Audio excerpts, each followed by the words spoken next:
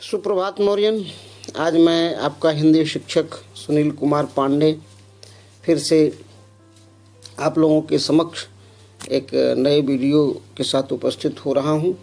और आज मैं जो पाठ लेकर के उपस्थित हूं वो आपकी पाठ्य पुस्तक बसंत भाग 2 में संकलित कविता भोर और वर्षा लेकर के उपस्थित हूं, जिसकी कवित्री मीराबाई हैं। सबसे पहले हम लोग मीराबाई के बारे में थोड़ा जान लेते हैं।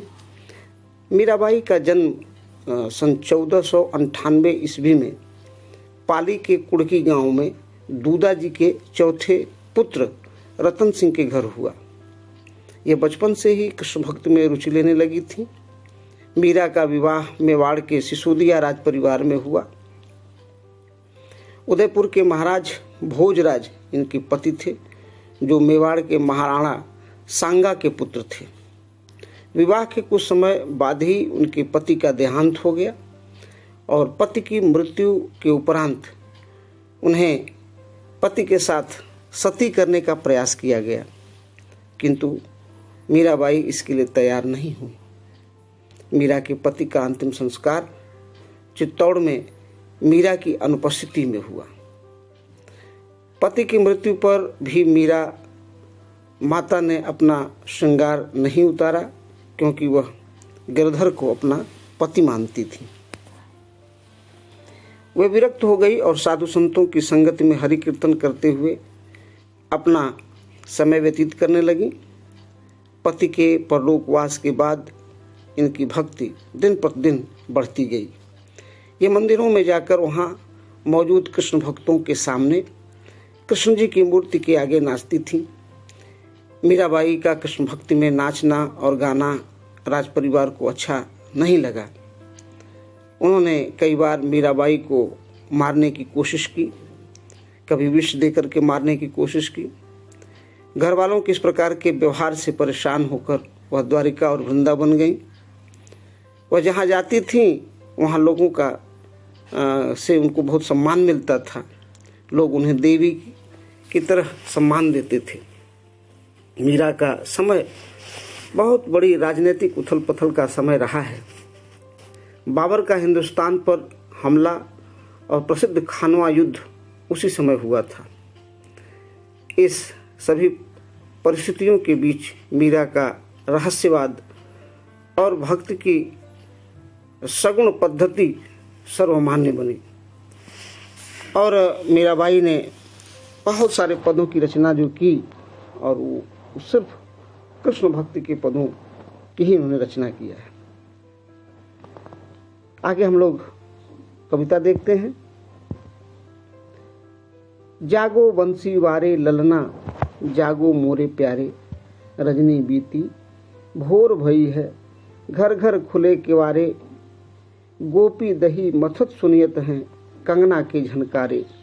उठो लाल जी भोर भई है, सुरनर ठाढ़े द्वारे, ग्वाल बाल सब करत कुलाहल, जय जय शब्द उचारे।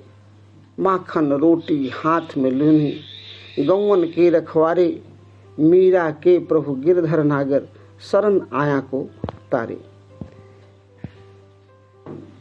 इस का प्रसंग हम लोग देखते हैं कि प्रस्तुत पंक्तियां हमारी पाठ्य पुस्तक में संकलित मीराबाई द्वारा रचित भोर और वर्षा पद से ली गई है। मीराबाई ने ब्रज की सुबह का बड़ा ही सुंदर चित्रण किया है।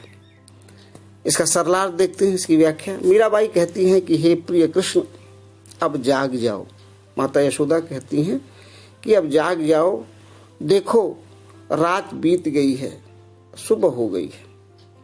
ब्रज के लोगों के घरों के द्वार भी खुल गए हैं और लोगों के घरों के द्वार खुल गए हैं। गोपियां दही को मथकर मक्खन निकाल रही हैं। उनके कंगनों की झनकार साफ सुनाई दे रही है। हे श्री कृष्ण, उठो, अब प्रातः हो गया है और सभी देवता और मनुष्य तुम्हारे दर्शनों के लिए द्वार पर खड़े हैं। ग्वाल बाल इकट्ठे होकर शोर कर रहे हैं, तुम्हारी जय जयकार कर रहे हैं। तब श्री कृष्ण उठ जाते हैं और अपने हाथों में मक्खन और रोटी लेकर गायों की रखवाली के लिए चल पड़ते हैं। मीरा कहती हैं कि वह गोवर्धन पर्वत को धारण करने वाले चतुर श्री कृष्ण की दासी हैं। श्री कृष्ण अपनी शरण में आने वाले लोगों का उद्धार करते हैं। इसका भाव ब्रज की प्रातः काल में श्री कृष्ण की क्रियाओं का सुंदर वर्णन है।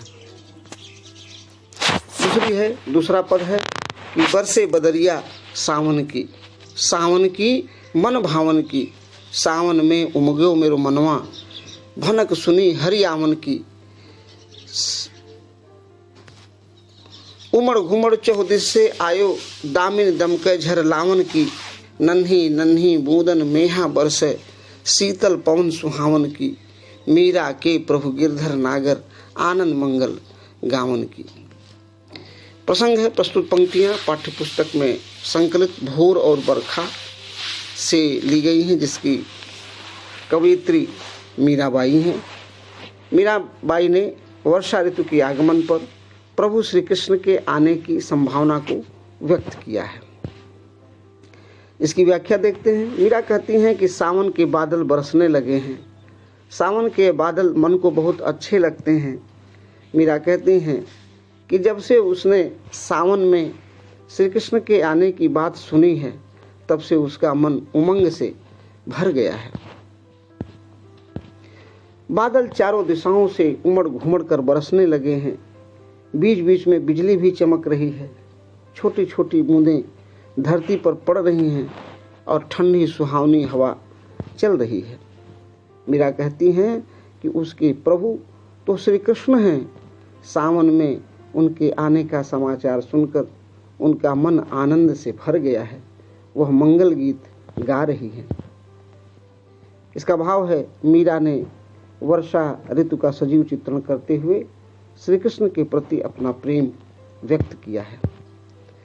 इस प्रकार से ये आप लोगों के समक्ष मैं भेज रहा हूँ और आप इसको ध्यान से देखें।